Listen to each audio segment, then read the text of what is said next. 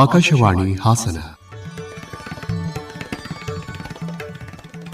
ಆರೋಗ್ಯದ ಉಪಯುಕ್ತ ಸಂಗತಿಗಳನ್ನು ತಿಳಿಸುವ ಕಾರ್ಯಕ್ರಮ ಆದಿಚುಂಚನಗಿರಿ ಆರೋಗ್ಯವಾಣಿ.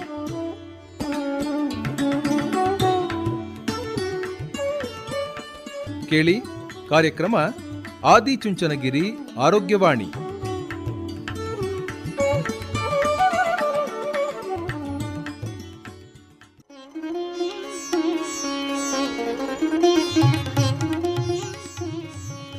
ಆತ್ಮೀಯ ಕೇಳುಗರಿಗೆಲ್ಲ ನಮಸ್ಕಾರ. ನಿಮ್ಮೆಲ್ಲರಿಗೂ ಇಂದಿನ ಆದಿಚುಂಚನಗಿರಿ ಆರೋಗ್ಯವಾಣಿ ಕಾರ್ಯಕ್ರಮಕ್ಕೆ ಪ್ರೀತಿಯ ಸ್ವಾಗತ. ಕೇಳುಗರೆ, ಇಂದಿನ ಕಾರ್ಯಕ್ರಮದಲ್ಲಿ ಫಿಸಿಯೋಥೆರಪಿಯ ಉಪಯೋಗಗಳು ಈ ಕುರಿತು ಮಾಹಿತಿ ಕೇಳೋಣ. ಮಾಹಿತಿ ಮಾಡಿಕೊಡಲಿದ್ದಾರೆ ಫಿಸಿಯೋಥೆರಪಿಸ್ಟ್ ಆದ ಡಾಕ್ಟರ್ ಶಾರದಾಂಬಾ ಎಸ್. ಇವರೊಂದಿಗೆ ಸುಜಾತ ಎಫ್ ತಳವಾರ್.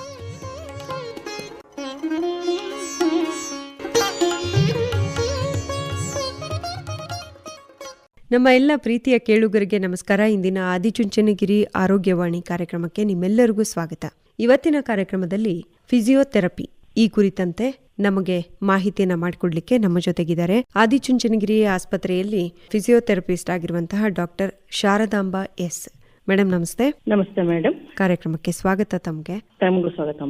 ಇವತ್ತಿನ ಕಾರ್ಯಕ್ರಮದಲ್ಲಿ ನಾವು ಫಿಸಿಯೋಥೆರಪಿಗೆ ಸಂಬಂಧಪಟ್ಟ ಹಾಗೆ ಮಾತಾಡೋಣ.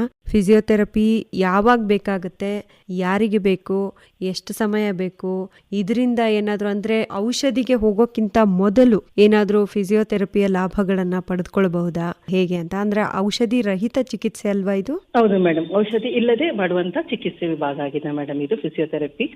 ಏನು ಮೇಡಮ್ ಫಿಸಿಯೋಥೆರಪಿ ಅಂದ್ರೆ?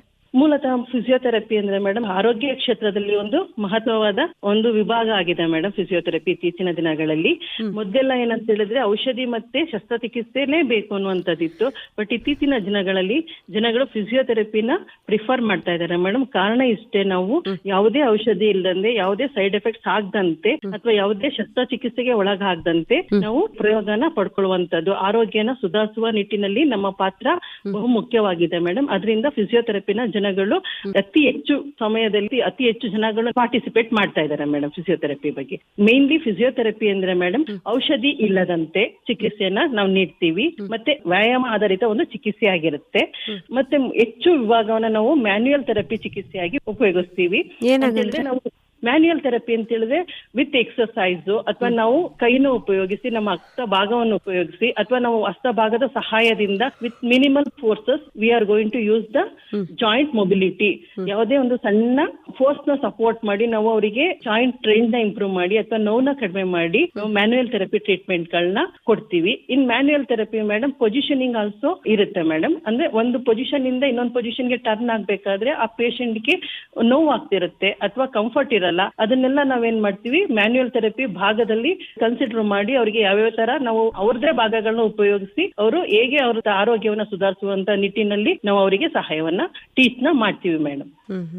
ಈಗ ಫಿಸಿಯೋಥೆರಪಿ ಅನ್ನೋದು ನಮ್ಮ ಒಂದು ಸಮಾಜದಲ್ಲಿ ಹುಟ್ಟಿದ ಮಗುವಿನಿಂದ ಹಿಡಿದು ವಯಸ್ಸಾದವರವರೆಗೆ ಅವ್ರವ್ರದೇ ರೀತಿನಲ್ಲಿ ಈಗ ಸೈಂಟಿಫಿಕ್ ಆಗಿ ಟ್ರೈನ್ಡ್ ಅಂದ್ರೆ ತರಬೇತಿಯನ್ನ ತೆಗೆದುಕೊಂಡು ಮಾಡುವಂತವ್ರು ಬೇರೆ, ಅದಲ್ದೇನೆ ಈ ಹಳ್ಳಿಗಳಲ್ಲಿ ಉಳುಕ್ ತೆಗಿಯೋದು, ಆಮೇಲೆ ಕತ್ತಿನ ಭಾಗದಲ್ಲಿ ಏನಾದ್ರು ಪಟ್ಟು ಹಾಕುವಂಥದ್ದು, ಇದೆಲ್ಲ ನಮ್ಮ ಸೊಸೈಟಿನಲ್ಲಿ ಹಲವಾರು ಶತಮಾನಗಳೇ ಅಂತ ಹೇಳ್ಬೇಕು. ಆವಾಗಿಂದನೂ ಇದು ಚಾಲ್ತಿಯಲ್ಲಿದೆ. ಆದ್ರೆ ಯಾರು ಮಾಡಬೇಕು ಯಾರು ಮಾಡಬಾರ್ದು ಅನ್ನೋದು ಒಂದು ಪ್ರಶ್ನೆ. ಅದಾದ್ಮೇಲೆ ಈಗ ಯಾವ ಯಾವ ವಯಸ್ಸಿನವರು ಯಾವ ಯಾವ ಸಮಸ್ಯೆಗಳಿಗೆ ಫಿಸಿಯೋಥೆರಪಿ ಮಾಡಿಸ್ಕೋಬೇಕು? ಮೇಡಮ್, ಮಗುವಿನಿಂದ ಹಿಡಿದು ವಯಸ್ಸಾದವರವರೆಗೂ ನಮ್ಮ ಫಿಸಿಯೋಥೆರಪಿನಲ್ಲಿ ಪ್ರಮುಖವಾದ ಒಂದು ಭಾಗ ಇದೆ ಮೇಡಮ್. ಹುಟ್ಟಿದ ಮಗುಗೆ ಕೆಲವೊಂದು ಕಂಡೀಷನ್ಸ್ ಬರುತ್ತೆ ಅಥವಾ ಡೆಲಿವರಿ ಟೈಮ್ ಅಲ್ಲಿ ಆಗುವಂತ ಸಮಸ್ಯೆಗಳಿಂದ ಕೆಲವೊಂದು ನ್ಯೂನತೆಗಳು ಕಾಣಿಸ್ಕೊಳ್ಳುತ್ತೆ ಮೇಡಮ್. ಆ ಎಲ್ಲಾ ಸಮಸ್ಯೆಗಳಿಗೆ ಫಿಸಿಯೋಥೆರಪಿಸ್ಟ್ ಕ್ವಾಲಿಫೈಡ್ ಆಗಿರುತ್ತೆ. ಆಗುವಂತ ನ್ಯೂನತೆಗಳನ್ನ ನಾವು ಹೇಗೆ ಸರಿಪಡಿಸ್ಕೋಬಹುದು ಹುಟ್ಟಿನಿಂದನೇ. ಸಪೋಸ್ ಒಂದ್ ಮಗು ಒಂದು ಡೆಲಿವರಿ ಟೈಮ್ ನಲ್ಲಿ ಏನೋ ಇಂಜುರಿ ಆಗೋ ಅಥವಾ ಫೋರ್ಸಸ್ ಡೆಲಿವರಿ ತರ ಎಲ್ಲ ಆಗುತ್ತೆ, ಒಂದ್ ನರ ಬಿಟ್ಟೋಗಿರುತ್ತೆ ಮೇಡಮ್. ಆ ಬಿಡುವಂತ ನರವನ್ನ ನಾವೇನ್ ಮಾಡ್ಬೋದು, ಫಸ್ಟ್ ಇಂದಾನೆ ತಾಯಿಗೆ ಟ್ರೈನ್ ಮಾಡ್ತೀವಿ, ಮಗುವಿನ ತಾಯಿಗೆ ಟ್ರೈನ್ ಮಾಡ್ತೀವಿ. ಎಕ್ಸರ್ಸೈಸ್ ಗಳನ್ನ ಮಾಡಿ ಆ ಮಗುವಿಗೆ ಮಾಂಸಖಂಡಗಳ ಕರಗದಂತೆ, ಆ ಮಗುವಿನ ಸಪೋಸ್ ಒಂದು ಕೈ ಭಾಗ ನರು ಬಿಟ್ಟಿದೆ ಅಂತ ಹೇಳಿದ್ರೆ ಆ ನಗು ಒಂದು ಪೊಸಿಷನಿಂಗ್ ನ ಮೇಂಟೈನ್ ಮಾಡಿ ಅದು ಡ್ಯಾಮೇಜ್ ಆಗದೆ ಆ ಮಗುವಿನ ಕೈನ ಮಾಂಸಖಂಡಗಳನ್ನ ಶಕ್ತಿಯುತ ಮಾಡಿ ವ್ಯಾಯಾಮಗಳನ್ನ ಮಾಡಿ ಮಗುವಿನ ಭಾಗವನ್ನ ನಾವು ಹೇಗೆ ಸರಿಪಡಿಸ್ಕೊಳ್ಬಹುದು, ಬೆಳವಣಿಗೆ ಆಗ್ತಾ ಆಗ್ತಾ ಅದೆಲ್ಲ ಸುಧಾರಣೆ ಆಗುವಂತ ಸಾಧ್ಯತೆ ಇರುತ್ತೆ ಮೇಡಮ್. ಅದನ್ನ ನಾವು ತಾಯಿಗೆ ಟ್ರೈನಿಂಗ್ ನ ಕೊಡುವಂತದ್ದು ಫಿಸಿಯೋಥೆರಪಿನಲ್ಲಿ ಒಂದು ಭಾಗ ಆಗುತ್ತೆ. ಅದೇ ರೀತಿ ವಯಸ್ಸಾದವರಲ್ಲಿ ಮೇಡಮ್ ಕೆಲವೊಂದ್ಸಲ ಏನಂತಾರೆ ಸೈಕಾಲಜಿಕಲಿ ವೀಕ್ ಆಗ್ತೀವಿ, ನಮ್ಗೆ ವಯಸ್ಸಾಗ್ತಾ ಇದೆ, ನಮ್ಮ ದೇಹದ ಭಾರ ಆಗ್ತಾ ಇದೆ, ಅಥವಾ ನಮ್ಮ ಜಾಯಿಂಟ್ ಪೇನ್ ಗಳಿಂದ ನಾವು ಕೆಲಸನೇ ಮಾಡಕ್ ಆಗಲ್ಲ, ಅಥವಾ ನಾವು ಇದೆಲ್ಲ ಬೇರೆಯವ್ರ ಬಗ್ಗೆ ಡಿಪೆಂಡ್ ಆಗ್ಬಿಡ್ತೀವಿ, ಅಥವಾ ಬಿದ್ದೋಗ್ತೀವಿ, ನಾವು ಬಿದ್ರೆ ನಾವು ಬೇರೆಯವ್ರಿಗೆ ಡಿಪೆಂಡ್ ಆಗ್ತೀವಿ. ಸೊ ಇವೆಲ್ಲ ಅವರ ಒಂದು ಸೈಕಾಲಜಿಕಲ್ ವೀಕ್ನೆಸ್ ಇಂದನೋ ಅಥವಾ ಅವರ ಸೈಕಾಲಜಿಕಲ್ ಅಡಾಪ್ಟೇಷನ್ ಇಂದ ಬೇರೆಯವ್ರಿಗೆ ಹೊರೆ ಆಗ್ಬಾರ್ದು ಅನ್ನೋ ಕಾರಣಕ್ಕೆ ಅವ್ರು ಏನ್ ಮಾಡ್ತಾರೆ ಅವರದೇ ಆದಂತ ಒಂದು ಪ್ರಾಸೆಸ್ ನ ಡೆವಲಪ್ ಮಾಡ್ಕೊಂಡ್ಬಿಟ್ಟಿರ್ತಾರೆ ಮೇಡಮ್. ಕೆಲವೊಂದ್ಸಲ ತುಂಬಾ ಕೂತಿದ್ರು ವಿಶ್ರಾಂತಿ ತಗೊಂಡ್ರು ಕೆಲವೊಂದು ನೋವುಗಳು ಉತ್ಪತ್ತಿ ಆಗ್ತಾ ಇರುತ್ತೆ. ಅದನ್ನೆಲ್ಲ ನಾವು ಆಕ್ಟಿವ್ ಸ್ಟೇಟ್ ಗೆ ತರುವಂತದ್ದು. ನೀವು ಬಿದ್ದ ತಕ್ಷಣಕ್ಕೆ ನೋವು ಬರಲ್ಲ, ನೀವು ಸ್ಟ್ರೆಂತ್ ಆಗಿತ್ತು ಅಂದ್ರೆ ಈವನ್ ವಯಸ್ಸಾಗಿದ್ರು ನಿಮ್ಮ ಮಾಂಸಖಂಡಗಳು ಜಾಯಿಂಟ್ ಗಳು ಗಟ್ಟಿ ಮುಕ್ತವಾಗಿತ್ತು ಅಂತ ಹೇಳಿದ್ರೆ ನಿಮ್ಮನ್ನ ನೀವೇ ಸುಧಾರಿಸ್ಕೋಬಹುದು. ಯಾರಿಗೂ ಡಿಪೆಂಡೆಂಟ್ ಆಗುವಂತ ಅವಶ್ಯಕತೆ ಇರಲ್ಲ. ಫಸ್ಟ್ ಕೌನ್ಸಿಲಿಂಗ್ ಹೋಗಿ ದಿನನಿತ್ಯದ ವ್ಯಾಯಾಮಗಳನ್ನ ಹೇಳ್ಕೊಳ್ಳೋದ್ರಲ್ಲಿ ಮತ್ತೆ ಸಣ್ಣ ಪುಟ್ಟ ನೋವುಗಳಾದಾಗ ಅದನ್ನ ಹೇಗೆ ನೀವು ಸುಧಾರಿಸ್ಕೋಬೇಕು ಅಂತ ನಾವು ಹೇಳ್ಕೊಡೋದ್ರಿಂದ ಮೇಡಮ್ ಗಿಡಿಯಾಟ್ರಿಕ್ ವರ್ಗು ನಾವು ಸುಧಾರಿಸಬಹುದು. ಜೊತೆಗೆ ಸ್ತ್ರೀ ರೋಗ ಸಂಬಂಧಿತದ್ದು ಈಗ ಪೀಡಿಯಾಟ್ರಿಕ್ಸ್ ಎಲ್ಲ ಪ್ರತಿ ಹೆಣ್ಣು ಮಗಳನ್ನು ಮದುವೆ ಆದ ನಂತರ ಪ್ರೆಗ್ನೆನ್ಸಿ ಆಗುವಂತ ಟೈಮ್ ನಲ್ಲಿ ಯಾವ್ದಾವ್ದು ಮಸಲ್ಸ್ ಗಳು ಅವ್ರಿಗೆ ಆಕ್ಟಿವ್ ಸ್ಟೇಟ್ ಬರುತ್ತೆ, ಯಾವ್ಯಾವ ಮಸಲ್ಸ್ ಇಂದ ಅವ್ರಿಗೆ ಪ್ರಯೋಜನ ಪಡ್ಕೋಬಹುದು. ಏನು ನಾವು ಪ್ರೆಗ್ನೆನ್ಸಿ ಪೀರಿಯಡ್ ಇರುತ್ತೆ ಡೆಲಿವರಿಗೆ ಮುಂಚೆ, ಅವಾಗ ಕೆಲವೊಂದು ವ್ಯಾಯಾಮಗಳನ್ನ ಅವ್ರು ಮಾಡ್ಬೇಕಾಗಿರುತ್ತೆ. ನಂತರ ಡೆಲಿವರಿ ಆದ್ಮೇಲೆ ಕೆಲವೊಂದು ವೀಕ್ನೆಸ್ ಇರುತ್ತೆ, ಆ ಮಸಲ್ಸ್ ನ ನಾವು ಹೇಗೆ ಸ್ಟ್ರೆಂಥನ್ ಮಾಡ್ಕೊಳ್ಳೋದು, ಇದನ್ನೆಲ್ಲ ನಾವು ಹೇಳ್ಕೊಡುವಂತದ್ದು. ಜೊತೆಗೆ ಇಂಜುರಿಗಳಾಗುತ್ತೆ, ಅಪಘಾತಗಳಾಗುತ್ತೆ ಮೇಡಮ್. ಅಪಘಾತಗಳಾದಾಗ ಕೆಲವರಿಗೆ ಸಣ್ಣ ಪುಟ್ಟ ಸಾಫ್ಟ್ ಟಿಶ್ಯೂ ಇಂಜುರೀಸ್ ಆಗಿರುತ್ತೆ, ಅವರಿಗೂ ಸಹ ನಾವು ಹಾಗೇನೆ ಯಾವುದೇ ಚಿಕಿತ್ಸೆ ಇಲ್ದಂತೆ ಔಷಧಿ ಇಲ್ದಂತೆ ನಾವು ಹೇಗೆ ಅವರು ಸುಧಾರಿಸಬಹುದು ಅಂತ ಹೇಳ್ಕೊಡ್ತೀವಿ. ಎಲೆಕ್ಟ್ರೋಥೆರಪಿ ಮತ್ತೆ ವ್ಯಾಯಾಮ ಥೆರಪಿ ಎರಡು ಇರುತ್ತೆ, ಎಕ್ಸರ್ಸೈಸ್ ಥೆರಪಿ ಎರಡು ಇರುತ್ತೆ ಮೇಡಮ್. ಎಲೆಕ್ಟ್ರೋಥೆರಪಿ ಬಂದು ಎಲೆಕ್ಟ್ರಿಕ್ ಮಿಷಿನ್ಸ್ ನ ನಾವು ಮೊಡಾಲಿಟೀಸ್ ನ ಯೂಸ್ ಮಾಡಿ ಅವರಿಗೆ ಟ್ರೀಟ್ಮೆಂಟ್ ನ ಕೊಟ್ಟು ನೋವನ್ನ ಕಡಿಮೆ ಮಾಡುವಂತದ್ದು ಆಗಿರುತ್ತೆ ಮೇಡಮ್. ಎಕ್ಸರ್ಸೈಸ್ ಗಳು ಕೆಲವೊಂದ್ಸಲ ನೋವಿದೆ ಅಂತೇಳಿ ನಾವೇನ್ ಮಾಡ್ತೀವಿ ಎಕ್ಸರ್ಸೈಸ್ ಗಳನ್ನ ರಿಸ್ಟ್ರಿಕ್ಟ್ ಮಾಡ್ಕೊಂಡ್ಬಿಟ್ಟಿರ್ತೀವಿ, ಮಾಡೋದೇ ಇಲ್ಲ.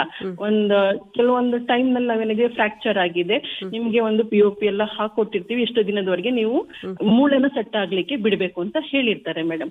ಆ ಮೂಳೆ ಸೆಟ್ ಆದಂತ ಟೈಮ್ ಅಲ್ಲಿ ಕೆಲವೊಂದ್ಸಲ 5 ವಾರನೋ 3 ವಾರನೋ ಹೇಳಿರ್ತಾರೆ. ಆವಾಗ ಕೆಲವು ಮಸಲ್ಸ್ ಎಲ್ಲ ಇನ್ಆಕ್ಟಿವ್ ಸ್ಟೇಟಸ್ ಅಲ್ಲಿ ಇರುತ್ತೆ, ಅಂದ್ರೆ ಟೈಟನ್ ಆಗಿರುತ್ತೆ. ಆ ಮಸಲ್ ನ ನಾವೇನ್ ಮಾಡ್ತೀವಿ ಆಕ್ಟಿವ್ ಸ್ಟೇಟ್ ಗೆ ತರ್ತೀವಿ. ಸ್ವಲ್ಪ ನೋವು ಆಗುತ್ತೆ, ಆ ನೋವು ಇರುತ್ತೆ, ಆ ನೋವು ಜೊತೆಗೆ ಅವರೇ ಆಕ್ಟಿವ್ ಆಗಿ ಹೇಗೆ ಮಾಡುವಂತದ್ದು ಅದನ್ನೆಲ್ಲ ನಾವು ಫಿಸಿಯೋಥೆರಪಿನಲ್ಲಿ ಹೇಳುವಂತದ್ದು ಮೇಡಮ್. ಜೊತೆಗೆ ಶಸ್ತ್ರಚಿಕಿತ್ಸೆಗಳು ಕೆಲವರಿಗೆಲ್ಲ ಈಗ ಸಣ್ಣ ವಯಸ್ಸಿನಿಂದಲೇ ಕೆಲವು ಯಾವಾಗ್ಲೂ ಚಿಕ್ಕಲ್ಲಿದ್ದಾಗ ಒಂದು ಮೊಳೆ ಚುಚ್ಕೊಂತು, ನನ್ಗೆ ವಯಸ್ಸಾದಾಗ ಗ್ಯಾಂಗ್ರೀನ್ ಆಯ್ತು ಅಂತ ಹೇಳ್ತಾರೆ ಮೇಡಮ್.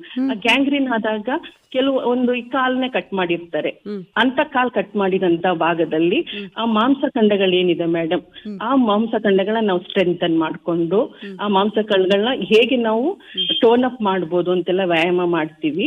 ಜೊತೆಗೆ ಆ ಕಳೆದು ಹೋದ ಭಾಗವನ್ನ ನಾವು ಎಕ್ಸ್ಟರ್ನಲ್ ಮೊಬಿಲಿಟೀಸ್ ಬರುತ್ತೆ ಮೇಡಮ್, ಈಗ ನಾವು ಅದನ್ನ ಯೂಸ್ ಮಾಡ್ಕೊಂಡು ಹೇಗೆ ನೀವು ನಡೆಯೋದಾಗ್ಲಿ ಅಥವಾ ನಿಮ್ ಕೆಲಸಗಳನ್ನ ನೀವೇ ಮಾಡ್ಕೊಳ್ಳೋದಾಗ್ಲಿ ಅದನ್ನೆಲ್ಲ ನಾವು ಟ್ರೈನ್ ಅಪ್ ಮಾಡುವಂತದ್ದು ಫಿಸಿಯೋಥೆರಪಿಯ ಒಂದು ಮೇಜರ್ ರೋಲ್ ಆಗಿರುತ್ತೆ, ಬಹು ಮುಖ್ಯವಾದ ಒಂದು ಅಂಗ ಆಗಿರುತ್ತೆ ಮೇಡಮ್.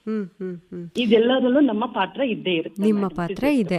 ಈಗ ಒಬ್ಬ ಆರೋಗ್ಯವಂತ ವ್ಯಕ್ತಿ ಈಗೆಲ್ಲ ಫಿಸಿಯೋಥೆರಪಿ ಸೆಂಟರ್ಗಳು ಎಲ್ಲ ಕಡೆನೂ ಲಭ್ಯ ಇದೆ, ಮಸಾಜ್ ಸೆಂಟರ್ಗಳು ಲಭ್ಯ ಇದೆ.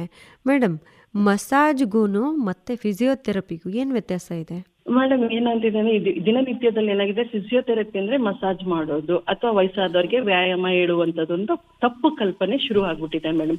ಫಿಸಿಯೋಥೆರಪಿ ಅಂದ್ರೆ ನಾವು ಮಸಾಜ್ ನ ಮಾಡಲ್ಲ ಮೇಡಮ್. ಕೆಲವೊಂದಕ್ಕೆ ಮಸಲ್ ಡ್ರೈನೇಜ್ ನ ನಾವು ಡ್ರೈನ್ ಮಾಡ್ಲಿಕ್ಕೆ ಕೆಲವೊಂದು ಸ್ಟ್ರೋಕ್ಸ್ ನ ನಾವು ಯೂಸ್ ಮಾಡ್ತೀವಿ, ಅದನ್ನ ಬಿಟ್ಟರೆ ಫಿಸಿಯೋಥೆರಪಿ ಮಸಾಜ್ ಅಲ್ಲ ಮೇಡಮ್. ಇದು ವ್ಯಾಯಾಮ ಆಧಾರಿತ ಒಂದು ಚಿಕಿತ್ಸೆ ಮೇಡಮ್. ವ್ಯಾಯಾಮ ಆಧಾರಿತ ಚಿಕಿತ್ಸೆ ಅಂದ್ರೆ ನಾವು ಮಸಾಜ್ ಮಾಡಲ್ಲ ಅಂತ ಹೇಳಲ್ಲ, ವೀನಸ್ ಡ್ರೈನೇಜ್ ನಾವು ಮೊಬಿಲೈಸ್ ಮಾಡಕ್ಕೆ ಕೆಲವೊಂದು ಸ್ಟ್ರೋಕ್ಸ್ ನ ಯೂಸ್ ಮಾಡ್ತೀವಿ ಅಷ್ಟೇ, ಆದ್ರೆ ಅದು ಮಸಾಜ್ ಅಲ್ಲ ಮೇಡಮ್. ಮೇಡಮ್, ಈಗ ಆರೋಗ್ಯವಂತ ವ್ಯಕ್ತಿ ಫಿಸಿಯೋಥೆರಪಿ ಮಾಡಿಸ್ಕೋಬಹುದಾ? ಮಾಡಿಸ್ಕೋಬಹುದು ಮೇಡಮ್. ಏಕೆ ಅಂತ ಹೇಳಿದ್ರೆ ವಯಸ್ಸಾದ ನಂತರ ಕೆಲವು ಸವೆತಗಳಾಗತ್ತೆ, ಅಥವಾ ಕೆಲವೊಂದು ಈಗ ನಾರ್ಮಲ್ ಒಬ್ಬ ವ್ಯಕ್ತಿ ಏನ್ ಮಾಡ್ತಿದ್ದಾನೆ ಅಂದ್ರೆ ಕಂಟಿನ್ಯೂಸ್ ಆಗಿ 5 to 6 hours ಕೂತ್ಕೊಂಡಿರ್ತಾರೋ ಅಥವಾ ನಿಂತ್ಕೊಂಡು ಅಥವಾ ಭಾರಗಳಿತ್ತು ಕೆಲಸ ಮಾಡ್ತಿರ್ತಾರೆ ಮೇಡಮ್. ಆ ಎಲ್ಲಾ ಸಂದರ್ಭದಲ್ಲಿ ಅವ್ರ ದಿನನಿತ್ಯದ ಆಕ್ಟಿವಿಟೀಸ್ ಜೊತೆ ಅವ್ರ ಮುಂದಿನ ದಿನ ಈ ಸಮಸ್ಯೆಗಳನ್ನ ಫೇಸ್ ಮಾಡಿ ಇರುತ್ತೆ. ಅದನ್ನೆಲ್ಲ ನಾವು ಸುಧಾರಿಸಬೇಕು ಅಂತ ಹೇಳಿದ್ರೆ ನಾವು ಇವತ್ತಿನ ದಿನನಿತ್ಯನ ನೀವು ಈಗ 5 ಗಂಟೆ ಕೂತ್ಕೊಂಡಿದ್ರಿಂದ ನೆಕ್ಸ್ಟ್ ಅದನ್ನ ಹೇಗೆ ನೀವು ಸುಧಾರಿಸ್ಕೋಬಹುದು ಅಥವಾ ಆ ಕೂತಿದ್ದಂತ ಟೈಮಲ್ಲಿ ಆಗುವಂತ ಡ್ಯಾಮೇಜ್ ನ ನೀವು ಹೇಗೆ ಕರೆಕ್ಟ್ ಮಾಡ್ಕೋಬಹುದು, ವ್ಯಾಯಾಮ ಮಾಡಿನೋ ಅಥವಾ ಆರ್ಟ್ ವಾಟರ್ ಫರ್ಮೆಂಟೇಷನ್ಸ್ ಇಂದನೋ ಅಥವಾ ಕೆಲವು ಎಲೆಕ್ಟ್ರೋಥೆರಪಿ ಮಿಷನ್ಸ್ ಇಂದನೋ ಅಥವಾ ಹಾಗೇನೆ ನೀವು ಒಂದು ಪೊಸಿಷನ್ ಮೇಂಟೈನ್ ಮಾಡಿ ಹೇಗೆ ನೀವು ನೋವನ್ನ ಸುಧಾರಿಸ್ಕೊಂಡು ನಿಮ್ಮ ಮಾಂಸಖಂಡಗಳನ್ನ ಹೇಗೆ ಸ್ಟ್ರೆಂಥನ್ ಮಾಡ್ಕೋಬಹುದು ಅಥವಾ ನಿಮ್ ಜಾಯಿಂಟ್ ಅಲ್ಲಿ ಇರುವಂತ ಕೆಲವೊಂದ್ಸಲ ಏನ್ ಮಾಡ್ತಿದ್ದಾರೆ ಮೆಟ್ಲತ್ತಕ್ಕೆ ನೋವಾಗ್ತಿದೆ, ಉಳಿದಂತೆ ನಾರ್ಮಲ್ ಆಗಿರ್ತೀನಿ ಅಂತ ಹೇಳ್ತಾರೆ. ಅದು ವಯಸ್ಸಿನ ಆಧಾರಿತದ ಮೇಲೆ ಡಿಜೆನರೇಟಿವ್ ಚೇಂಜಸ್ ಆಗ್ತಾ ಇರುತ್ತೆ ಮೇಡಮ್.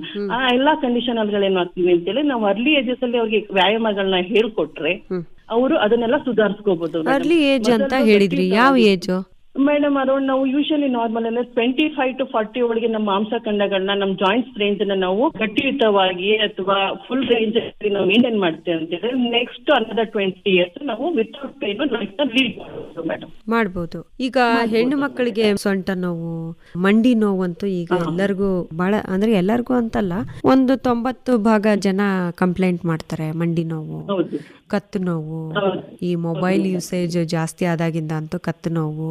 ದಿನನಿತ್ಯದ ಆಕ್ಟಿವಿಟೀಸ್ ಇಂದ ಮೇಡಮ್ ಇದೆಲ್ಲ ಶುರುವಾಗಿರುತ್ತೆ. ನಮ್ಮ ಆರೋಗ್ಯ ಕ್ರಮದಿಂದ ಆಗಿರ್ಬೋದು ಅಥವಾ ನಾವು ವರ್ಕ್ ಮಾಡೋ ರೀತಿನಿಂದ ಆಗಿರ್ಬೋದು, ಇದೆಲ್ಲವೂ ಶುರುವಾಗಿರುತ್ತೆ ಮೇಡಮ್. ನಮ್ಗೆ ಸೊಂಟ ನೋವು, ಕುತ್ತಿಗೆ ನೋವು ಕಾಮನ್ ಆಗಿ 15 ರಿಂದ 20 ವರ್ಷದ ಹೆಣ್ಮಕ್ಳುಗಳಿಗೆ ಮೆನ್ಸ್ಟ್ರಿಯಲ್ ಸೈಕಲ್ ಸ್ಟಾರ್ಟ್ ಆಗೋ ಟೈಮ್ ಅಲ್ಲಿ ವೀಕ್ನೆಸ್ ಇರುವಂತಹ ಅಬ್ಡಕ್ಟರ್ ಮಸಲ್ಸ್ ಇಂದಾಗ್ಲಿ ಅಥವಾ ನಮ್ಮ ಹೊಟ್ಟೆಯ ಭಾಗದ ಮಾಂಸಖಂಡಗಳು, ಸೊಂಟ ಭಾಗದ ಮಾಂಸಖಂಡಗಳು ವೀಕ್ ಆಗೋದ್ರಿಂದ ಅವರಿಗೆ ಫಿಸಿಕಲ್ ಆಕ್ಟಿವಿಟೀಸ್ ಇರಲ್ಲ ಮೇಡಮ್. ಇವತ್ತೆಲ್ಲ ಇಂಡೋರ್ ಗೇಮ್ಸ್ ಸಹ ಮಾಡದಿರುವಂತ ಮಕ್ಳುಗಳು ಇದ್ದಾರೆ. ಅವಾಗೆಲ್ಲ ಏನ್ ಮಾಡುತ್ತೆ ಅಂದ್ರೆ ಈ ವೀಕ್ನೆಸ್ ಶುರುವಾಗುತ್ತೆ. ಜೊತೆ ನಮ್ಮ ಮೆನ್ಸ್ಟ್ರಿಯಲ್ ಸೈಕಲ್ ಸ್ಟಾರ್ಟ್ ಆದಾಗ ಅವ್ರಿಗೆ ಏನಾಗುತ್ತೆ ಅಂದ್ರೆ ನಾರ್ಮಲಿ ಪ್ರತಿ ತಿಂಗಳು ಸಹ ಸೊಂಟ ನೋವು ಶುರುವಾಗುತ್ತೆ ಅಥವಾ ಅಲ್ಲಾಗುವಂತ ಡಿಫಿಷಿಯನ್ಸಿಯಿಂದ ಏನಾದ್ರೂ ಎಲ್ಲಾ ನೋವುಗಳು ಶುರುವಾಗುವಂತ ಸಾಧ್ಯತೆ ಹೆಚ್ಚಿರುತ್ತೆ ಮೇಡಮ್. ನೀವು ಹೇಳಿದ್ರಿ ಫಿಸಿಯೋಥೆರಪಿನ ಇಷ್ಟು ಸಿಟ್ಟಿಂಗ್ಸ್ ಅಂತ ಕೊಡ್ತೀರಾ, ಇಷ್ಟು ಟೈಮ್ ಅಂತ ಕೊಡ್ತೀರಾ. ಆಮೇಲೆ ನೀವು ಸ್ವಂತ ಎಕ್ಸರ್ಸೈಸ್ ನ ಅವ್ರವ್ರೇ ಮಾಡ್ಕೊಳಕ್ಕೆ ಸಾಧ್ಯನಾ, ಅಥವಾ ಅವರ ನೋವುಗಳನ್ನ ಅವರೇ ಥೆರಪಿ ಮಾಡ್ಕೊಂಡು ಸರಿ ಮಾಡ್ಕೊಳಕ್ ಸಾಧ್ಯನಾ, ಅಥವಾ ಅದಕ್ಕೆ ಇನ್ನೊಬ್ಬರ ಸಹಾಯ ಬೇಕೇ ಬೇಕಾ? ಹೇಗೆ? ಇಲ್ಲ ಮೇಡಮ್, ಇವರು ಕ್ವಾಲಿಫೈಡ್ ಫಿಸಿಯೋಥೆರಪಿಸ್ಟ್ ನ ಕನ್ಸಲ್ಟ್ ಮಾಡೋದು ಬಹು ಮುಖ್ಯ ಮೇಡಮ್. ಈಗ ನಾರ್ಮಲ್ ಆಗಿರೋರು, ಚೆನ್ನಾಗಿರೋರು ಫಿಸಿಯೋಥೆರಪಿನ ಒಂದು ಸಲ ವಿಸಿಟ್ ಮಾಡಿದಾಗ ಅದು ಉತ್ತಮವಾಗಿರುತ್ತೆ. ಯಾಕೆ ಅಂತ ಹೇಳಿದ್ರೆ ಎಲ್ಲರೂ 35-40 ಆಗ್ತಿದೆ ಅಂತ ಹೇಳಿದ್ರೆ, ವಯಸ್ಸು ಆಗ್ತಿದೆ ಅಂತ ಹೇಳಿದ್ರೆ ಒಂದು ಜನರಲ್ ಚೆಕಪ್ ನ ನಾವು ಮಾಡ್ಕೊಳ್ಳೋಣ ಅನ್ನುವಂಥದ್ದು ಭಾವನೆ ಬಂದಿದೆ ಮೇಡಮ್ ಇತ್ತೀಚಿನ ದಿನಗಳಲ್ಲಿ. ಅದೇ ರೀತಿ ಒಬ್ಬ ನಾರ್ಮಲ್ ವ್ಯಕ್ತಿನೂ ನಾನು ಆರೋಗ್ಯವಂತವಾಗಿದ್ದೀನಿ ಅಂತ ಅನ್ಸಿದ್ರೆ ಅವರನ್ನು ಜನರಲ್ ಚೆಕಪ್ ಗೆ ಹೇಗೆ ಪ್ರಾಮುಖ್ಯತೆನ ಕೊಡ್ತಾರೆ, ಅದೇ ರೀತಿ ಒಂದು ಫಿಸಿಯೋಥೆರಪಿ ವಿಭಾಗನ ಒಂದು 40 ವರ್ಷದೊಳಗಡೆ ಒಂದು ಸಲ ನಾನು ವಿಸಿಟ್ ಮಾಡೋಣ ಅಥವಾ ಒಂದ್ಸಲ ಹೋಗಿ ಬರೋಣ ಅನ್ನುವಂಥದ್ದು ಅವ್ರು ಅಡಾಪ್ಟ್ ಮಾಡ್ಕೊಂಡ್ರೆ ತುಂಬಾ ಇಂಪಾರ್ಟೆಂಟ್ ರೋಲ್ ನ ಅದು ಪ್ಲೇ ಮಾಡುತ್ತೆ ಮೇಡಮ್ ಅವರ ಜೀವನದಲ್ಲಿ ಮೇಡಮ್. ಸೊ ಅದರಿಂದ ಪ್ರತಿಯೊಬ್ಬ ಆರೋಗ್ಯವಂತ ಮಹಿಳೆ ಆಗ್ಲಿ ಪುರುಷ ಆಗ್ಲಿ ಒಂದು ಸಲ ಅವ್ರ ಆರೋಗ್ಯವಾಗಿದ್ದಾಗ್ಲೇ ಒಂದು ಫಿಸಿಯೋಥೆರಪಿ ವಿಭಾಗನ ಒಂದು ಸಲ ಕನ್ಸಲ್ಟ್ ಮಾಡೋದ್ರಿಂದ ತುಂಬಾ ಉಪಯೋಗ ಆಗುತ್ತೆ ಮೇಡಮ್ ಅವರಿಗೆ. ಈಗ ನೀವು ಹೇಳಿದ್ರಿ 25 ವಯಸ್ಸಿನಿಂದ 40 ವರ್ಷದ ಒಳಗೆ ಎಚ್ಚರಿಕೆಯಿಂದ ಇದ್ರೆ ಇನ್ನು 20 ವರ್ಷ ನೋವು ರಹಿತ ಜೀವನವನ್ನ ಅನುಭವಿಸಬಹುದು ಅಂತ ಹೇಳಿದ್ರಿ. ಹೇಗೆ ಅದು, ಹೇಗೆ ಏನೆಲ್ಲ ಮಾಡ್ಬೇಕು? ಕೆಲವೊಂದ್ಸಲ ಏನಂತ ಹೇಳಿದ್ರೆ ನಮ್ಮ ಮಿನರಲ್ ಡೆನ್ಸಿಟಿಯಿಂದನ ಚೆಕ್ ಮಾಡ್ತಾರೆ. ಈಗ ಜನರಲ್ ಚೆಕಪ್ ಹೋಗ್ತಾರೆ, ಒಂದು ಆರ್ಥೋ ವಿಭಾಗದಲ್ಲೋ ಇಲ್ಲೋ ಹೋಗಿರ್ತಾರೆ, ಅಲ್ಲಿ ಅವರಿಗೆ ಜನರಲ್ ಚೆಕಪ್ ಹೋದಾಗ ಒಂದು ಅವರಲ್ಲಿ ಮಿನರಲ್ ಡೆನ್ಸಿಟಿ ಅನ್ನೋದು ಕಡಿಮೆ ಇದೆ ಅಂತೇಳಿ ಐಡೆಂಟಿಫೈ ಮಾಡ್ತಾರೆ ಮೇಡಮ್. ಅವ್ರಿಗೆ ನಾರ್ಮಲ್ ಆಗಿ ಇದೆ ಅನ್ಸಿದ್ರು ಅವ್ರ ಒಳಗಡೆ ಆಗಿರುವಂತ ಒಂದು ನ್ಯೂನ್ಯತೆನ ಕಂಡುಹಿಡಿತಾರೆ ಜನರಲ್ ಚೆಕಪ್ ನಲ್ಲಿ. ಆ ಎಕ್ಸಾಂಪಲ್ ತರಾನೇ ನಾವೇನ್ ಮಾಡ್ತೀವಿ, ಅವ್ರು ಬಂದಿದ್ದಾರೆ ಅಂತ ಹೇಳಿದಾಗ ಎಲ್ಲಾ ಆಕ್ಟಿವಿಟೀಸ್ ಬಗ್ಗೆ ನಾವು ಕೇಳ್ಕೊಂತೀವಿ. ನೀವು ಎಷ್ಟೊತ್ತು ಕೂತ್ಕೊಂಡಿರ್ತೀರಾ ಅಥವಾ ನೀವು ಭಾರನ ಹೇಗೆ ಎತ್ತುತ್ತೀರಾ, ನೀವು ಭಾರ ಎತ್ತಿದಾಗ ಏನಾದ್ರು ಸ್ಟ್ರೈನ್ ಆದ್ರೆ ರೆಸ್ಟ್ ತಗೊಂಡು ಸಮಾಧಾನ ಆಗುತ್ತಾ, ನೋವು ಕಡಿಮೆ ಆಗುತ್ತಾ, ಈ ತರ ಎಲ್ಲ ನಾವೊಂದು ಎವ್ಯಾಲ್ಯೂಯೇಷನ್ಸ್ ನಾವು ಮಾಡ್ಬೋದು ಮೇಡಮ್. ಅವಾಗ ಅದನ್ನೆಲ್ಲ ಮಾಡಿದಾಗ ಏನಾಗ್ತದೆ ಅಂದ್ರೆ ಅವ್ರ ಗಮನಕ್ಕೆ ಬರದಂತೆ ಕೆಲವೊಂದು ಫ್ಯಾಕ್ಟರ್ಸ್ ಅವರಲ್ಲಿ ಇರುತ್ತೆ ಮೇಡಮ್. ಅದನ್ನೆಲ್ಲ ನಾವೇನ್ ಮಾಡ್ಬೋದು ತಿಳ್ಕೊಂಡು, ನೀವ್ ಈ ತರ ಒಂದ್ ಮಾಡ್ತಿದ್ದೀರಿ ಅಂದ್ರೆ ಸಣ್ಣದಾಗಿ ನಿಮ್ಗೆ ತೊಂದ್ರೆ ಅನ್ಸಿದ್ರು ಅದನ್ನ ನಾವು ಈ ತರ ಒಂದು ನೀವು ಅಡಾಪ್ಟೇಷನ್ ನೀವು ಚೇಂಜ್ ಮಾಡ್ಕೊಳ್ಳೋದು. ಸಪೋಸ್ ಈಗ ನೀವು ಭಾರ ಎತ್ತುತ್ತಾ ಇರ್ತೀರಾ, 50 kg ಚೀಲನೇ ಎತ್ತುತ್ತಾ ಇರ್ತೀರಾ, ನೀವು ರಿಪೀಟೆಡ್ ಆಗಿ ಎತ್ತಬೇಕಾಗತ್ತೆ. ಅಂತ ಟೈಮಲ್ಲಿ ಏನೇನ್ ಮಾಡಿ ಸೀದಾ ಬಗ್ಗಿ ಎತ್ತಬೇಡಿ, ನೀವು ಮಂಡಿ ಮಕ್ಕಿ ಕೂತು ಎತ್ಕೊಳ್ಳಿ. ಅವಾಗ ನಿಮ್ಗೆ ಸೊಂಟಕ್ಕಾಗುವಂತ ಸ್ಟ್ರೈನ್ ಆಗ್ಲಿ, ನಿಮ್ಗೆ ನೋವು ಕಡಿಮೆ ಆಗತ್ತೆ ಅಥವಾ ನೋವು ಬರ್ದೇ ಇರ್ಬೋದು, ನಿಮ್ಮ ಸ್ಪೈನ್ ಇನ್ನು ಚೆನ್ನಾಗಿ ಬಾಳಿಕೆ ಬರುತ್ತೆ. ಈ ತರ ಒಂದೆಲ್ಲ ಅಡ್ವೈಸ್ ನಾವು ಮಾಡ್ಬೋದು ಮೇಡಮ್ ಅವರಿಗೆ ಕನ್ಸಲ್ಟ್ ಮಾಡೋದ್ರಿಂದ. ಅಥವಾ ಲಾಂಗ್ ಪೀರಿಯಡ್ ಕೂತ್ಕೊಂಡಿರ್ತಾರೆ. ಈಗ ಸಾಫ್ಟ್ವೇರ್ ಇಂಜಿನಿಯರ್ಸ್ ಆಗ್ಲಿ ಕಂಟಿನ್ಯೂಸ್ 5 to 8 hours ಕೂತ್ಕೊಂಡಿರ್ತಾರೆ ಅಂದ್ರೆ ಅವ್ರು ಕೂತ್ಕೊಳ್ಳೋ ಪಾಸ್ಟರ್ಸ್ ಅಲ್ಲಿ ಒಮ್ಮೆ ಕಾಲ್ ಚಾಚಿ, ಒಮ್ಮೆ ಕಾಲ್ ಉದ್ದ ಮಾಡ್ಕೊಳ್ಳಿ, ಅಥವಾ ಕಾಲಿನ ಕೆಳಗಡೆ ಒಂದು ಸ್ಟೂಲ್ ನ ಇಟ್ಕೊಂಡು ಪಾಸ್ಟರಲ್ ಅಡಾಪ್ಟೇಷನ್ಸ್ ನ ಮಾಡ್ಕೊಳ್ಳಿ. ಎರ್ಗನಾಮಿಕ್ಸ್ ಬಗ್ಗೆ ನಾವು ಟೀಚ್ ಮಾಡ್ತೀವಿ ಮೇಡಮ್. ಅದೆಲ್ಲವೂ ಅವರಿಗೆ ತುಂಬಾ ಉಪಯೋಗವಾಗುವಂತ ಮಾಹಿತಿಗಳಾಗಿರುತ್ತೆ ಮೇಡಮ್. ಈಗ ಒಬ್ಬ ಒಂದು 25 ವರ್ಷದಿಂದ 40 ವರ್ಷದ ಒಳಗೆ ಅಥವಾ ಯಾವುದೇ ಒಂದು ಸಮಸ್ಯೆ ಬಂದಿದೆ, ತುಂಬಾ ದೊಡ್ಡದಲ್ಲ, ಇದನ್ನ ವ್ಯಾಯಾಮಗಳ ಮೂಲಕನೋ ಸರಿ ಮಾಡ್ಕೋಬಹುದು ಅನ್ನುವಂತಹ ಸಮಸ್ಯೆ ಇದ್ದಾಗ ನಾವು ಸಹಜವಾಗಿ ಫಿಸಿಷಿಯನ್ ಹೇಗ್ ಕಾಣ್ತೀವೋ ಹಾಗೆ ಫಿಸಿಯೋಥೆರಪಿಸ್ಟ್ ನ ಕಾಣೋದು ಬಹಳ ಅಗತ್ಯ ಅಂತ ಹೇಳ್ತೀರಾ? ಹೌದು ಮೇಡಮ್, ಪ್ರಮುಖವಾಗಿರುತ್ತೆ. ಅವರು ಬಂದು ಒಂದ್ಸಲ ಕನ್ಸಲ್ಟೇಷನ್ ತಗೊಂಡಾಗ ಅವ್ರ ಲೈಫ್ ಎರ್ಗನಾಮಿಕ್ಸ್ ಅಂದ್ರೆ ಜೀವನ ಶೈಲಿಯ ಒಂದು ಮಾಡಿಫಿಕೇಶನ್ಸ್ ಏನ್ ಹೇಳ್ತೀವಿ ನಾವು ಮೇಡಮ್, ಅವ್ರ ಜೀವನ ಶೈಲಿಯಲ್ಲಿ ಇರುವಂತ ಅವರು ಏನೀಗ ಒಬ್ಬ ಇಂಜಿನಿಯರ್ ಆಗಿತ್ತು ಅಂದ್ರೆ ಲಾಂಗ್ ಟೈಮ್ ಕುತ್ಕೊಂಡಾಗಿರ್ತಾರೆ, ಅಥವಾ ಒಬ್ಬ ಡ್ರೈವರ್ ಆಗಿತ್ತು ಅಂದ್ರೆ ತುಂಬಾ ಜರ್ನಿಗಳನ್ನ ಮಾಡ್ತಾರೆ ಅಂತ ಹೇಳಿದ್ರೆ ಅವರು ಅಷ್ಟು ಹೊತ್ತು ಕೂತ್ಕೊಂಡಿರ್ಬೇಕಾಗಿರುತ್ತೆ. ಕಾರಲ್ಲಿ ಒಂದೇ ಪಾಸ್ಟರ್ ಅಲ್ಲಿ ಕೂತ್ಕೋಬೇಕಾಗಿರುತ್ತೆ. ಮತ್ತೆ ಗೇರ್ ಹಾಕ್ಬೇಕಾದ್ರೆ ಹೇಗೆಲ್ಲ ಟೆಕ್ನಿಕ್ ಯೂಸ್ ಮಾಡ್ತಾರೆ ಅವರು. ಆ ಕೂತ್ಕೊಂಡಿರೋ ಒಂದು ಟೈಮ್ ಅಲ್ಲಿ ಎಷ್ಟು ನಿಮ್ಮನ್ನ ನೀವು ಅಡಾಪ್ಟ್ ಮಾಡ್ಬೋದು. ಕೆಲವೊಂದು ಎರ್ಗನಾಮಿಕ್ ಸ್ಟ್ರಕ್ಚರ್ಸ್ ಅಂತ ಹೇಳ್ತೀವಿ ಮೇಡಮ್, ಪೊಸಿಷನ್ಸ್ ಅಂತ ಹೇಳ್ತೀವಿ. ಆ ಪಾಸ್ಟರ್ಸ್ ನ ನೀವು ಹೇಗೆ ಅಡಾಪ್ಟ್ ಮಾಡ್ಕೋಬೇಕು ಆ ಪೊಸಿಷನ್ ಗಳಲ್ಲಿ, ಅಥವಾ ಆ ಸಂದರ್ಭಗಳಲ್ಲಿ ನೀವು ತುಂಬಾ ಉಪಯೋಗಿಸ್ತಾ ಇದ್ದೀರಾ, ಅದೇ ಒಂದು ಪೊಸಿಷನ್ ಅಲ್ಲಿ ನೀವು ಲಾಂಗ್ ಪೀರಿಯಡ್ ಇರ್ತಿದ್ದೀರಾ ಅಂತ ಹೇಳಿದ್ರೆ ಅದನ್ನೆಲ್ಲ ನೀವು ಎರ್ಗನಾಮಿಕ್ ಕರೆಕ್ಷನ್ಸ್ ಅಂತ ಹೇಳ್ತೀವಿ ಮೇಡಮ್. ಅದನ್ನೆಲ್ಲ ನೀವು ಉಪಯೋಗ ಮಾಡಿಕೊಂಡು ಸಲಹೆ ತಗೊಂಡು ಉಪಯೋಗ ಆಗುತ್ತೆ ಮೇಡಮ್ ಅದರಿಂದ ಅವರಿಗೆ. ಒಟ್ಟು ಒಬ್ಬ ಆರೋಗ್ಯವಂತ ವ್ಯಕ್ತಿ ವ್ಯಾಯಾಮ ಮತ್ತು ದೈಹಿಕ ಚಟುವಟಿಕೆಗಳ ಮೂಲಕ ಅವರು ಆರೋಗ್ಯವನ್ನ ಕಾಪಾಡ್ಕೊಳ್ಬಹುದು ಅಂತ ಹೇಳ್ತೀರಾ? ಸುಧಾರಿಸ್ಕೊಳ್ಬಹುದು ಮೇಡಮ್. ಈಗ ನಾನು ಕೆಲವು ಸಮಸ್ಯೆಗಳನ್ನ ಕೇಳ್ತಾ ಹೋಗ್ತೀನಿ, ಆ ಸಮಸ್ಯೆಗಳಿಗೆ ಪರಿಹಾರ ಏನು ಅಂತ ಹೇಳ್ಬೇಕು ನೀವು. ಈಗ ಮೊಬೈಲ್ ಬಳಕೆ ಜಾಸ್ತಿ ಆಗಿರೋದ್ರಿಂದ ಕೈ ಎಳ್ತಾ ಬರುತ್ತೆ ಸಂಜೆ ಹೊತ್ತಿಗೆ ಅಂತ ಹೇಳ್ತಾರೆ, ಅವ್ರು ಏನ್ ಏನಾಗುತ್ತೆ ಅಂತ ಹೇಳಿದ್ರೆ ಮೇಡಮ್, ಅವ್ರು ಕುತ್ಕೊಂಡಿರುವಂತ ಪಾಸ್ಟರ್ ಅಲ್ಲಿ ನಮ್ಮ ಸರ್ವೈಕಲ್ ರೀಜನ್ ಗೆ ಸ್ಟ್ರೈನ್ ಆಗ್ತಾ ಬರುತ್ತೆ ಮೇಡಮ್. ಅಲ್ಲಿ ಡಿಜೆನರೇಟಿವ್ ಚೇಂಜಸ್ ಶುರು ಆಗುತ್ತೆ ಫಸ್ಟ್. ಆವಾಗ ಕುತ್ತಿಗೆ ಭಾಗ ಮಾತ್ರ ನೋವು ಬರ್ತಿದೆ, ಹೆಡ್ ಏಕ್ ಶುರು ಆಗುತ್ತೆ ಅಂತ ಹೇಳ್ತಾರೆ. ಅದಾದ ನೆಕ್ಸ್ಟ್ ದಿನಗಳಲ್ಲಿ ಏನಾಗ್ತಾರೆ, ನಮ್ಗೆ ಕೈ ಸೆಳೆತ ಶುರು ಆಗ್ತಿದೆ, ಕೈ ಮುಟ್ಟಿದ್ರೆ ಕೈಯನ್ನು ಕುಡಿಯೋದು, ಟಿಂಗ್ಲಿಂಗ್ ಸೆನ್ಸೇಷನ್ ಎಲ್ಲ ನಮ್ಗೆ ಅನುಭವಕ್ಕೆ ಬರ್ತಾ ಇದೆ. ಒಂದ್ ವಸ್ತುನ ನಾವು ಬಾರವಾದ ವಸ್ತುನ ಗಟ್ಟಿಯಾಗಿ ಇಟ್ಕೊಳಕ್ ಆಗಲ್ಲ ಅಂತೆಲ್ಲ ಹೇಳ್ತಾರೆ ಮೇಡಮ್. ಅದೇನಕ್ಕೆ ಅಂತ ಹೇಳಿದ್ರೆ ಇಲ್ಲಿ prolong user of the single position, ತುಂಬಾ ದೀರ್ಘಕಾಲವಾಗಿ ಒಂದೇ ಪೊಸಿಷನ್ಸ್ ನ ಸ್ಟ್ರೈನ್ಲೆಸ್ ಆಗಿ ಓವರ್ ಸ್ಟ್ರೈನ್ ಮಾಡಿ ನಾವು ಮಾಡೋದ್ರಿಂದ ಈ ಕಂಡೀಷನ್ ಶುರುವಾಗಿದೆ ಮೇಡಮ್. ಅದಕ್ಕೆ ಏನ್ ಮಾಡ್ಬೇಕು ಮೇಡಮ್? ಅವ್ರು ಏನಂತ ಹೇಳಿದ್ರೆ ಆದಷ್ಟು ಮೊಬೈಲ್ ಯೂಸ್ ಮಾಡೋದನ್ನ ಪೊಸಿಷನಿಂಗ್ ನೋಡ್ಕೋಬೇಕು. ಅವ್ರು ಯಾವ ಪೊಸಿಷನ್ ಅಂದ್ರೆ ಒಂದೇ ಮಿಡ್ ಪೊಸಿಷನ್ ಇಲ್ಲಿ ನಾವು ಓದ್ಬೇಕಾದ್ರೆ ಯಾವ ತರ ಕುತ್ಕೊಂಡು ಓದ್ಬೇಕು ಅಂತ ಹೇಳಿ ನಾವು ಒಂದು ನೇರವಾಗಿ ಕುತ್ಕೊಂಡು ನಮಗೆ ಒಂದು 45 ಡಿಗ್ರೀಸ್ ನಲ್ಲಿ ಒಂದು ಬುಕ್ ನ ಇಟ್ಕೊಂಡು ನಮ್ ಕಣ್ಣಿಗೂ ಮತ್ತೆ ನಮ್ಮ ಕುತ್ತಿಗೆ ಭಾಗಕ್ಕೆ ಸ್ಟ್ರೈನ್ ಆಗದೆ ನಾವು ಹೇಗೆ ಓದ್ಬೇಕು ಅಂತ ಹೇಳ್ತೀವಿ.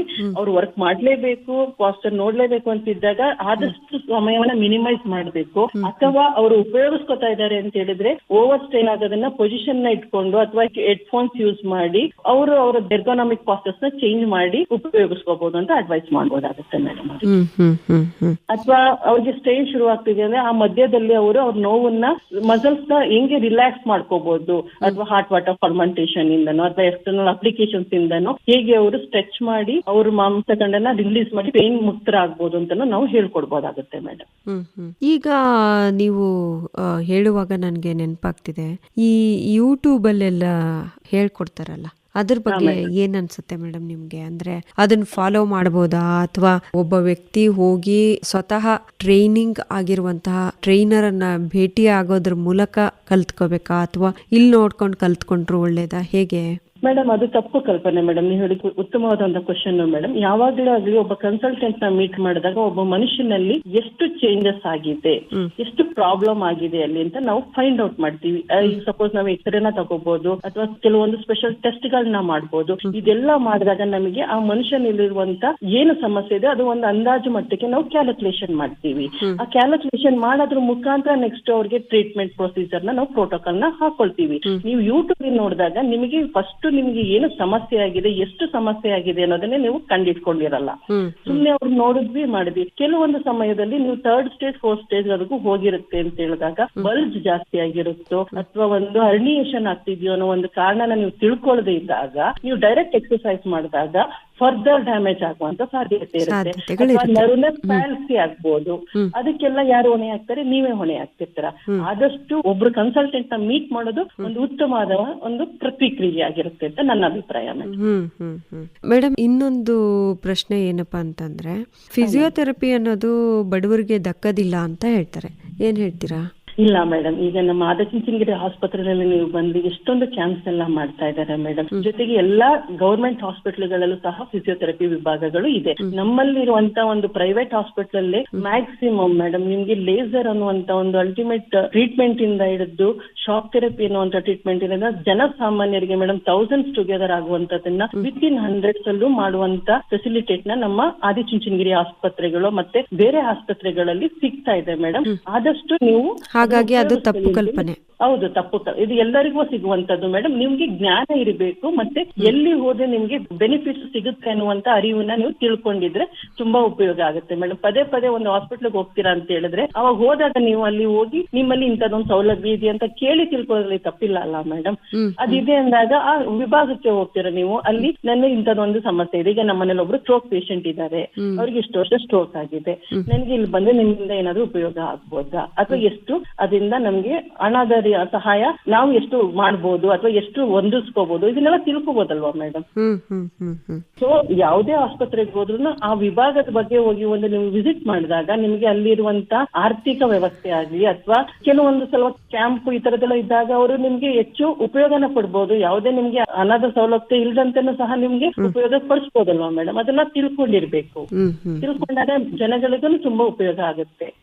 ಈಗ ನೀವು ಆಗ್ಲೇ ಮಾತಾಡ್ತಾ ಹೇಳಿದ್ರಿ, ಸಹಜವಾಗಿ ಕೂತ್ಕೊಂಡು ಮಾಡುವಂತಹ ಕೆಲಸಗಳು ಜಾಸ್ತಿ, ಕಣ್ಣಿಗೆ ಸ್ಟ್ರೈನ್ ಆಗುವಂತ ಕೆಲಸಗಳು ಜಾಸ್ತಿ, ಅದು ಕಂಟಿನ್ಯೂಸ್ ಆಗಿ 5 ಗಂಟೆ 6 ಗಂಟೆ 7 ಗಂಟೆ 8 ಗಂಟೆ ಕೂತು ಕೆಲಸ ಮಾಡೋದ್ರಿಂದ ದೇಹಕ್ಕೆ ಬಹಳಷ್ಟು ಸಮಸ್ಯೆಗಳಾಗುತ್ತೆ, ಮತ್ತೆ ಮಾಂಸಖಂಡಗಳಲ್ಲಿ ಡಿಜನರೇಷನ್ ಶುರು ಆಗುತ್ತೆ ಅಂತ ಹೇಳಿದ್ರಿ. ಇದಕ್ಕೇನ್ ಪರಿಹಾರ ಅಂದ್ರೆ, ಈಗ ಸಾಮಾನ್ಯವಾಗಿ ತಿಂಗಳಿಗೊಂದ್ಸರ್ತಿನೋ ಅಥವಾ ವಾರಕ್ಕೊಂದ್ಸರ್ತಿನೋ ಹೋಗಿ ರಿಲ್ಯಾಕ್ಸ್ ಮಾಡ್ಬೇಕು ಅಂತ ಹೇಳ್ಬಿಟ್ಟು ಮಸಾಜ್ ಎಲ್ಲ ಮಾಡಿಸ್ಕೋತಾರೆ, ಅದು ಉಪಯೋಗ ಆಗುತ್ತೆ ಅಥವಾ ಉಪಯೋಗ ಆಗದಾದ್ರೆ ಎಷ್ಟು ದಿನಕ್ಕೊಂದ್ಸರ್ತಿ ಮಾಡಿಸ್ಕೋಬೇಕು?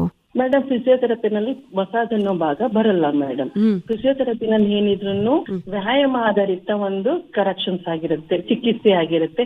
ಜೊತೆಗೆ ನಮ್ಮ ಎರ್ಗೋನಮಿಕ್ ಪಾಸ್ಚರ್ಸ್ ಇರುತ್ತೆ ಮೇಡಮ್. ಮೇನು ನಾವು ಒಂದು ಅವ್ರ ಜೀವನನೇ ಈಗ 6 ಗಂಟೆ ಒಬ್ರು ಕುತ್ಕೊಂಡು ಕೆಲಸ ಮಾಡ್ತಿದ್ದಾರೆ ಅಂದ್ರೆ ಆ 6 ಗಂಟೆ ಸಮಯದಲ್ಲಿ ಯಾವ್ದೆಲ್ಲ ಅಡಾಪ್ಟೇಷನ್ ಮಾಡಿ ಅವರು ಅವ್ರ ಜಾಯಿಂಟ್ಸ್ ನಾಗ್ಲಿ ಮಸಲ್ಸ್ ನಾಗ್ಲಿ ಉಳಿಸ್ಕೊಳ್ಳುವಂತದ್ದು, ಯಾವುದೇ ನೋವು ಆಗದಂತೆ ಯಾವುದೇ ಚೇಂಜಸ್ ಆಗದಂತೆ ಉಳಿಸ್ಕೊಳ್ಳುವಂತ ಹೇಳ್ಕೊಡುವಂತದ್ದು ಫಿಸಿಯೋಥೆರಪಿ ಮೇಡಮ್.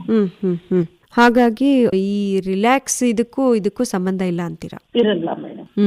ಈಗ ನಮ್ಮ ಕೇಳುಗರಿಗೆ ಯಾವ ರೀತಿಯ ಜೀವನ ಶೈಲಿಯನ್ನು ಅನುಸರಿಸೋದ್ರಿಂದ ಈ ನೋವುಗಳಿಂದ ದೂರ ಇರಬಹುದು ಅಂತ ಹೇಳ್ತೀರಾ? ಅಂದ್ರೆ ಸಾಮಾನ್ಯವಾಗಿ ಕಾಡುವ ಕೆಲವು ನೋವುಗಳಿಗೆ ಅವ್ರು ಆಸ್ಪತ್ರೆಗೆ ಹೋಗ್ಲೇಬೇಕು, ಡಾಕ್ಟರ್ ಹೇಳಿದಾಗ ಫಿಸಿಯೋಥೆರಪಿಸ್ಟ್ ಹತ್ರ ಬರ್ಲೇಬೇಕು. ಬೇರೆ ನೋವುಗಳು ಅಂದ್ರೆ ಸಾಮಾನ್ಯವಾಗಿ ಅವರೇ ತಂದುಕೊಳ್ಳುವಂತಹ ನೋವುಗಳಿಂದ ಹೇಗ್ ದೂರ ಇರಬಹುದು? ಮೇಡಮ್, ಸಾಮಾನ್ಯವಾಗಿ ಪ್ರತಿ ಮನುಷ್ಯ ದಿನನಿತ್ಯದ ಕೆಲವೊಂದು ಸಮಯವನ್ನ ನಾವು ಏನ್ ಮಾಡ್ಬೇಕು ಅಂದ್ರೆ ಎಕ್ಸರ್ಸೈಸ್ಗೆ ಇಡ್ಲೇಬೇಕಾಗ್ತದೆ ಮೇಡಮ್. ಜೊತೆಗೆ ಏನಂತ ಹೇಳಿದ್ರೆ ಅವರ ಮನೇಲಿರುವಂತ ಬೇಸಿಕ್ ಫೆಸಿಲಿಟೀಸ್ ಏನಿದೆ ಅದನ್ನೇ ಉಪಯೋಗಿಸಿ ಟ್ರೀಟ್ಮೆಂಟ್ ತಗೊಳ್ಳುವಂತದ್ದು, ರಿಪೀಟೆಡ್ ಎಕ್ಸರ್ಸೈಸ್ ಮಾಡುವುದು. ಈಗ ಒಬ್ರು ಡಯಾಬಿಟಿಕ್ ಪೇಷಂಟ್ ಇದ್ದಾರೆ ಅಂತಾನೆ ಅನ್ಕೊಳ್ಳೋಣ, ನಾವು ಪ್ರತಿ ತಿಂಗಳು ಒಂದು ಹಾಸ್ಪಿಟಲ್ಗೆ ವಿಸಿಟ್ ಮಾಡುವಂತ ಅವಶ್ಯಕತೆ ಇರಲ್ಲ. ಅವರು ಒಂದು ಸಲ ಬಂದು ಹೋದಾಗ ಅವ್ರದ್ದು ಒಂದು ಶುಗರ್ ಲೆವೆಲ್ ನ ಮೇಂಟೈನ್ ಮಾಡ್ಬೇಕಂತ ಹೇಳಿದ್ರೆ ರೆಗ್ಯುಲರ್ ಆಗಿ ನೀವು ವಾಕ್ ಮಾಡಿ, ದಿನನಿತ್ಯದ ಫುಡ್ ಅನ್ನ ಹ್ಯಾಬಿಟ್ ಮೇಂಟೈನ್ ಮಾಡೋದ್ರಿಂದ ಮತ್ತೆ ರೆಗ್ಯುಲರ್ ಎಕ್ಸರ್ಸೈಸ್ ಮಾಡೋದ್ರಿಂದ ಅವರಿಗೆ ಹೆಲ್ಪ್ ಆಗುತ್ತೆ ಮೇಡಮ್. ಅದು ಮತ್ತೆ ಸಣ್ಣದಾಗಿ ನೋವಾಗಿರುತ್ತೆ, ಏನೋ ಒಂದು ಸಣ್ಣ ಒಂದು ಸ್ಪ್ಯಾಸಮ್ ಆಗಿರುತ್ತೆ ಅಂತ ಹೇಳಿದಾಗ ಮನೇಲಿರುವಂತ ಬಿಸಿ ನೀರಿಂದ ಸಹಾಯದಿಂದಲೂ ಸಹ ಅವ್ರ ನೋವನ್ನ ಕಡಿಮೆ ಮಾಡ್ಕೋಬಹುದಾಗಿರುತ್ತೆ. ಅಂತ ಟೈಮಲ್ಲಿ ನಾವೇನ್ ಮಾಡ್ತೀವಿ, ಹಾಟ್ ವಾಟರ್ ಫಾರ್ಮೆಂಟೇಶನ್ ಮಾಡಿ ಕೆಲವೊಂದನ್ನ ರಿಲೀಸ್ ಮಾಡ್ಕೊಳ್ಳಿ. ಸಣ್ಣ ಪುಟ್ಟದಕ್ಕೆಲ್ಲ ಟ್ರೀಟ್ಮೆಂಟ್ ಮಾತ್ರೆಗಳ ಬೆಲೆ ಬೇಕಾಗಿರಲ್ಲ ಅಂತ ಒಂದು ಅಡ್ವೈಸ್ ಅನ್ನು ಸಹ ನಾವು ಮಾಡ್ಬೋದಾಗುತ್ತೆ ಮೇಡಮ್. ಈಗ ನಮ್ಮ ಒಂದು ದೇಸಿ ಪದ್ಧತಿನಲ್ಲಿ ಉಪ್ಪಿನ ಶಾಖವನ್ನ ಕೊಟ್ಕೊಳ್ಳುವಂಥದ್ದು, ಆಮೇಲೆ ಬಿಸಿ ನೀರಿನ ಶಾಖವನ್ನ ಕೊಟ್ಕೊಳ್ಳುವಂಥದ್ದು, ಇನ್ನ ಕೆಲವು ಸಂದರ್ಭಗಳಲ್ಲಿ ತಣ್ಣೀರು ಅಥವಾ ಫ್ರೋಜನ್ ಕ್ರಯೋಥೆರಪಿ ಅಂತಾನು ಹೇಳ್ತೀವಿ ಮೇಡಮ್. ನಾವು ಮನೇಲಿರುವಂತ ತಣ್ಣೀರಿನ ಅಂಶನ ಸಹ ಯೂಸ್ ಮಾಡಿ ನಾವು ಫ್ರಿಡ್ಜ್ ಅಲ್ಲಿರೋ ನೀರು ಅಥವಾ ತುಂಬಾ ಹೊತ್ತು ನಾವು ಒಂದು ಬಟ್ಟೆನಲ್ಲೇನೆ ಹಾಕಿ ಮಾಮೂಲಿ ಇರುವಂತ ನಾರ್ಮಲ್ ತಣ್ಣೀರ್ನಲ್ಲೇ ಇದ್ದಿ ಅದನ್ನ ಸ್ವಲ್ಪ ಹೊತ್ತು ರ್ಯಾಪ್ ಮಾಡ್ಕೊಂಡು ಅಥವಾ ಅದ್ರ ಸುತ್ತ ಹಚ್ಕೊಂಡಿದ್ರು ಸಹ ನೋವಿನ ಅಂಶ ಕಡಿಮೆ ಆಗುತ್ತೆ. ಈಗ ಕಣ್ಣು ಈ ತರದ ಭಾಗಗಳಲ್ಲೆಲ್ಲ ಏನಾಗುತ್ತೆ ಅಂದ್ರೆ ಹೂತ ಆಗಿರುತ್ತೆ ಅಥವಾ ಒಂದು ಧೂಳೇನೋ ಬರುತ್ತೆ, ಇರಿಟೇಟಿಂಗ್ ಪೇನ್ ಶುರುವಾಗಿರುತ್ತೆ. ಅಂತ ಟೈಮಲ್ಲೆಲ್ಲ ನಾವು ಕೆಲವೊಂದ್ಸಲ ಬಿಸಿತನನ ನಾವು ಮಾಡ್ಬೋದು ಅಥವಾ ನಮ್ಮ ತಣ್ಣಗಿರುವಂತ ನೀರಿನ ಅಪ್ಲೈ ಮಾಡಿ ಥೆರಪಿನೂ ಸಹ ಮಾಡ್ಬೋದು. ಅಥವಾ ಯಾವ್ದಕ್ಕೆ ಹಾಟ್ ಥೆರಪಿ ಬಳಸ್ಬೇಕು, ಯಾವ್ದಕ್ಕೆ ಕೋಲ್ಡ್ ಬಳಸ್ಬೇಕು ಮೇಡಮ್? ಮೇಡಮ್ ತಕ್ಷಣ ಒಂದು ಊತ ಏನೋ ಒಂದು ಹೇಟ್ ಆಯ್ತು, ಮುಗುರ್ಸ್ ಬಿದ್ರಿ ಮೇಡಮ್, ಮಂಡಿ ಹತ್ರ ಏನೋ ಒಂದು ತರ್ಚ್ಕೊಂತು, ಅಥವಾ ಕಾಲ್ಗಳಲ್ಲೆಲ್ಲಾರು ಒಂದ್ ಸಣ್ಣದಾಗಿ ಒಂದು ಊತ ಸೆಳೆತ ತರ ಶುರು ಆಯ್ತಾಯ್ತು ಮೇಡಮ್, ಅಂತ ಟೈಮಲ್ಲಿ ಏನ್ ಮಾಡ್ಬೋದು, ಇಮಿಡಿಯೇಟ್ಲಿ ಅಲ್ಲಿ ಊತ ಆಗ್ತಿದೆ ಅಂದಾಗ ನಾವು ಕ್ರಯೋಥೆರಪಿನ ಯೂಸ್ ಮಾಡ್ಬೇಕಾಗುತ್ತೆ ಮೇಡಮ್. ಬಟ್ ತುಂಬಾ ಊತ ಆಗ್ತಿದೆ, ಅದು ಇದಾಗ್ತಿದೆ ಅಂದ್ರೆ ತಕ್ಷಣ ನೀವು ಆಸ್ಪತ್ರೆಗೆ ಬರ್ಲೇಬೇಕಾಗುತ್ತೆ. ಸಣ್ಣದಾಗಿದೆ, ನೀವು ನಡ್ಕೊಂತ ಇದ್ದೀರಾ, ಆರಾಮಾಗಿ ನೀವು ದಿನನಿತ್ಯ ಆಕ್ಟಿವಿಟೀಸ್ ಮಾಡ್ತಾ ಇದ್ದೀರಾ, ಅದು ಎಲ್ಲೋ ಒಂದು ಕಡೆ ನಿಮ್ಮ ಎಳೆಯಷ್ಟು ಒಂದು ಊತ ಕಾಣಿಸ್ತಾ ಇದೆ ಅಂದಾಗ ಇಂಜುರಿ ಆದ ತಕ್ಷಣಕ್ಕೆ ನೀವು ಕ್ರಯೋಥೆರಪಿನ ಮಾಡ್ಕೊಂಡ್ರೆ ನಿಮ್ಗೆ ನೋವನ್ನ ಕಡಿಮೆ ಮಾಡ್ಕೋಬಹುದಾಗುತ್ತೆ ಮೇಡಮ್. ತುಂಬಾ ಧನ್ಯವಾದಗಳು ಮೇಡಮ್. ಇದುವರೆಗೆ ಫಿಸಿಯೋಥೆರಪಿಯಿಂದ ಏನೇನ್ ಲಾಭಗಳಿದೆ, ಯಾವಾಗ ಮಾಡಿಸ್ಕೋಬೇಕು, ಮತ್ತೆ ನೀವು ಇನ್ನೊಂದು ಬಹಳ ಇಂಪಾರ್ಟೆಂಟ್ ವಿಷಯ ಹೇಳಿದ್ರಿ. ನಾವು ಮೊದಲಿಗೆನೆ ಅಂದ್ರೆ ಆರೋಗ್ಯಕರ ವ್ಯಕ್ತಿ ಫಿಸಿಯೋಥೆರಪಿಸ್ಟ್ ನ ಭೇಟಿ ಆಗೋದ್ರಿಂದ ತನ್ನ 40 ವರ್ಷದ ವಯಸ್ಸಿನೊಳಗೆ ಮುಂದಿನ 20 ವರ್ಷಗಳನ್ನ ನೋವು ಇಲ್ಲದೆ ಕಳಿಬಹುದು ಅಂತ ಹೇಳಿದ್ರಿ. ಅದು ಬಹಳ ಇಂಟ್ರೆಸ್ಟಿಂಗ್ ಅಂತ ಅನಿಸ್ತು. ಮತ್ತೆ ಮಾತಾಡೋಣ ಅದ್ರ ಬಗ್ಗೆ. ಧನ್ಯವಾದಗಳು ಮೇಡಮ್.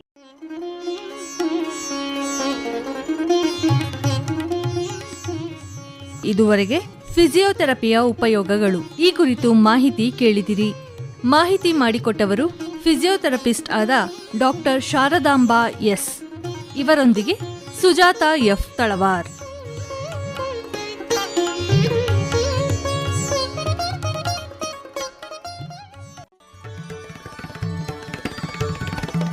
ಇದುವರೆಗೆ ಆರೋಗ್ಯದ ಉಪಯುಕ್ತ ಸಂಗತಿಗಳನ್ನು ತಿಳಿಸುವ ಕಾರ್ಯಕ್ರಮ ಆದಿಚುಂಚನಗಿರಿ ಆರೋಗ್ಯವಾಣಿ ಕೇಳಿದಿರಿ.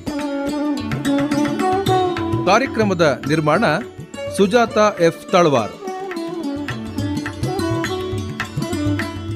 ಇದು ಹಾಸನ ಆಕಾಶವಾಣಿಯಿಂದ ಮೂಡಿಬಂತು.